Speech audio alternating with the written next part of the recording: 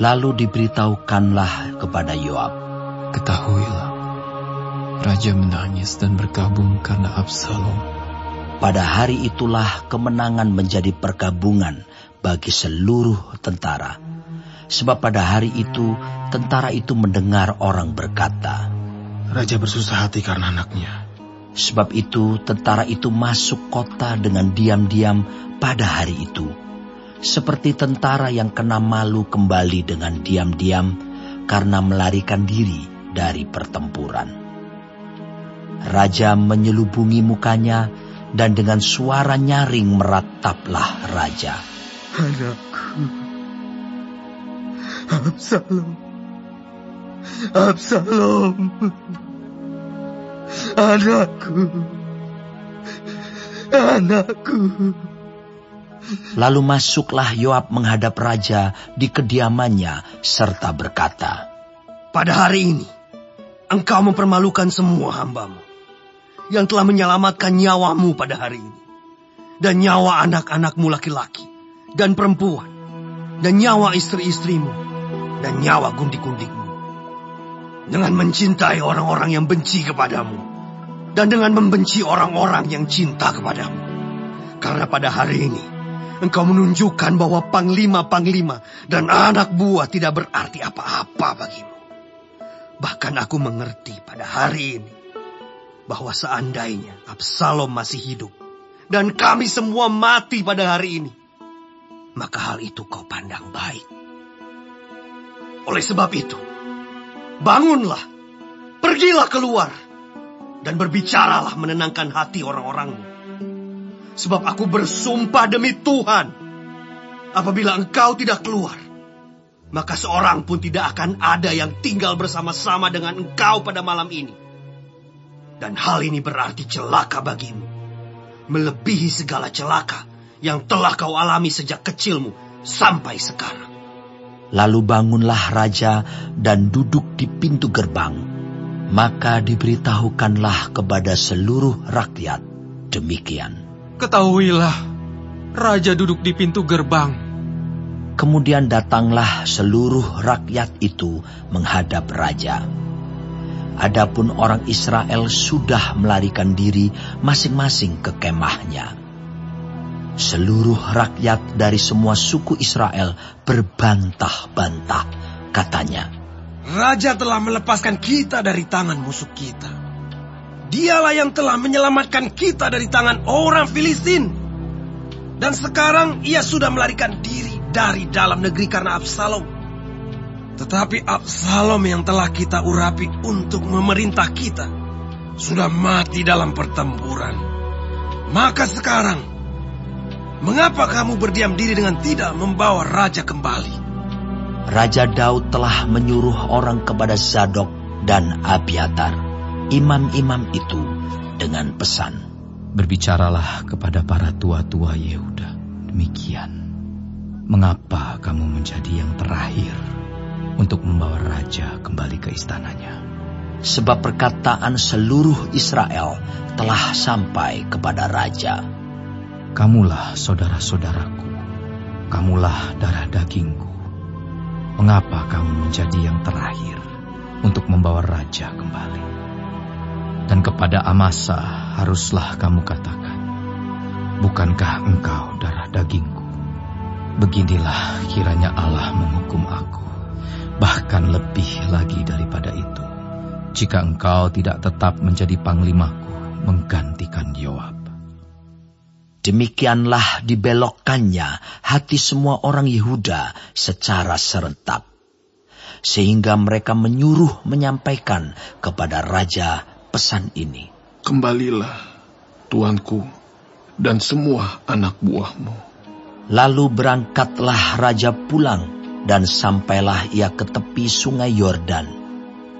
Sementara itu orang Yehuda telah sampai ke Gilgal untuk menyongsong raja dan untuk membawa raja menyeberang sungai Yordan. Juga Simei bin Gera, orang Benyamin yang dari Bahurim itu, cepat-cepat datang bersama-sama dengan orang-orang Yehuda untuk menyongsong Raja Daud. Juga ada 1.000 orang dari daerah Benyamin bersama-sama dengan dia.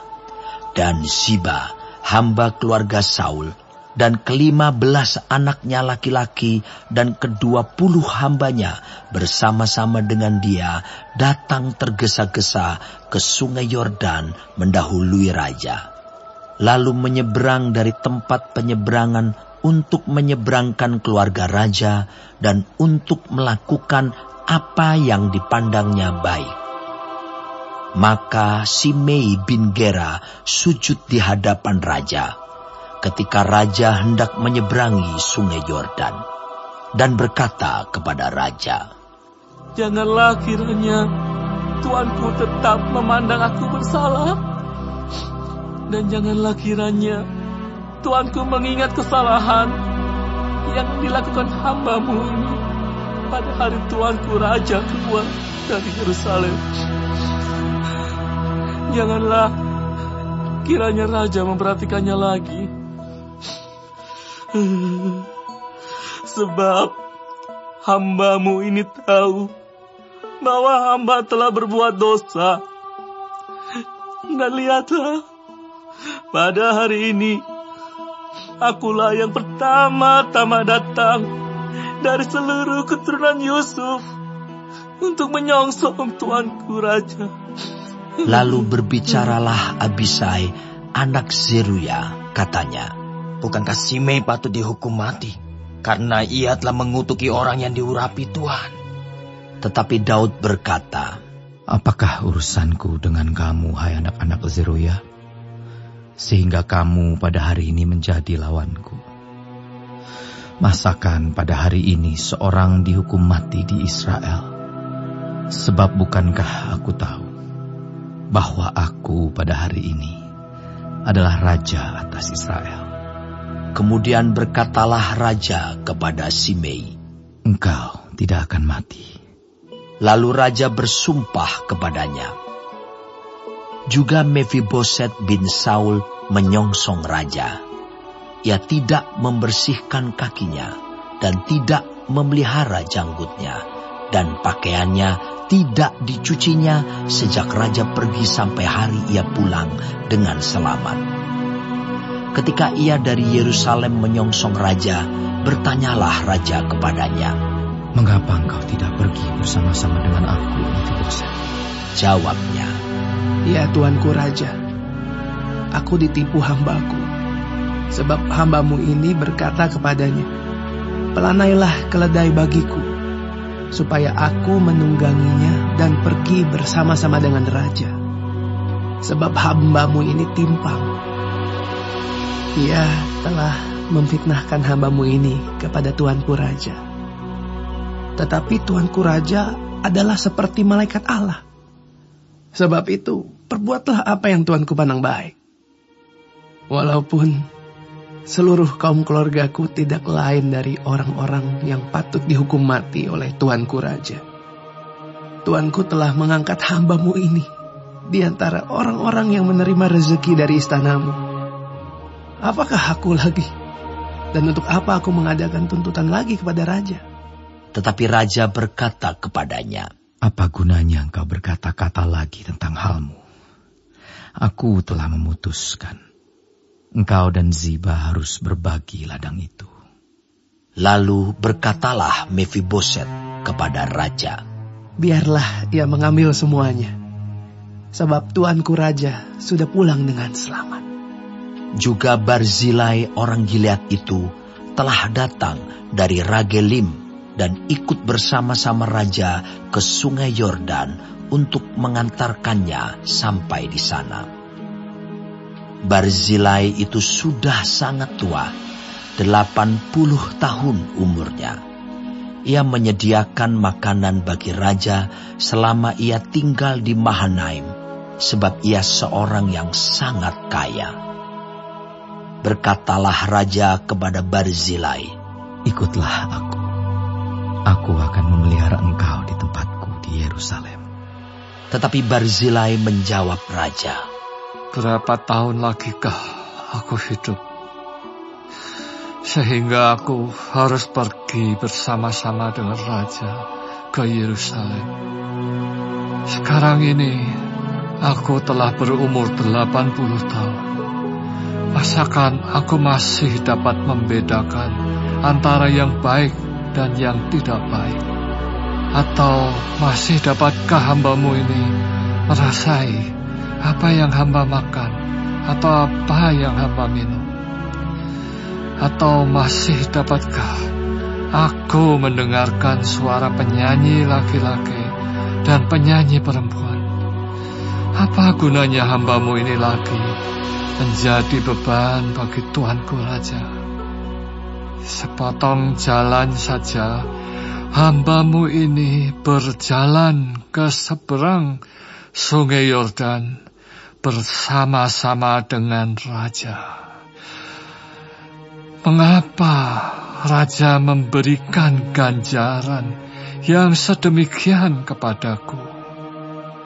Biarkanlah hamba-Mu ini pulang, sehingga aku dapat mati di kotaku sendiri, dekat kubur ayahku dan ibuku.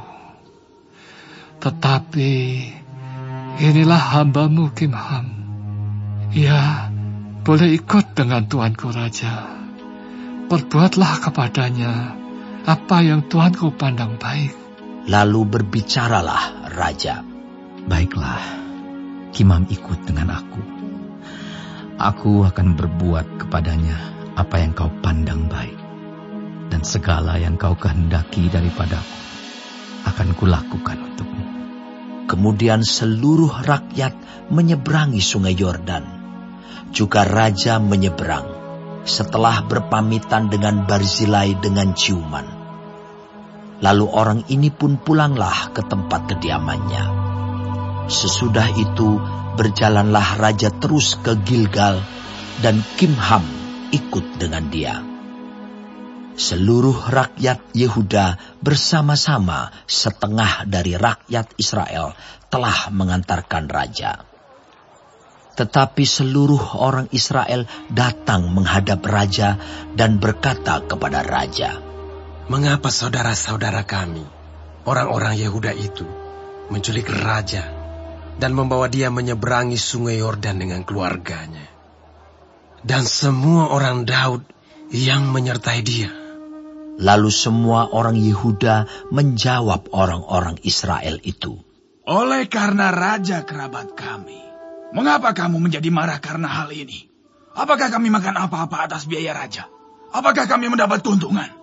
Tetapi orang-orang Israel itu menjawab orang-orang Yehuda, "Kami 10 kali lebih berhak atas Raja. Sebagai anak sulung, kami melebihi kamu. Mengapa kamu memandang kami rendah? Bukankah kami yang pertama-tama harus membawa Raja kami kembali?" Tetapi perkataan orang-orang Yehuda itu lebih pedas daripada perkataan orang-orang Israel.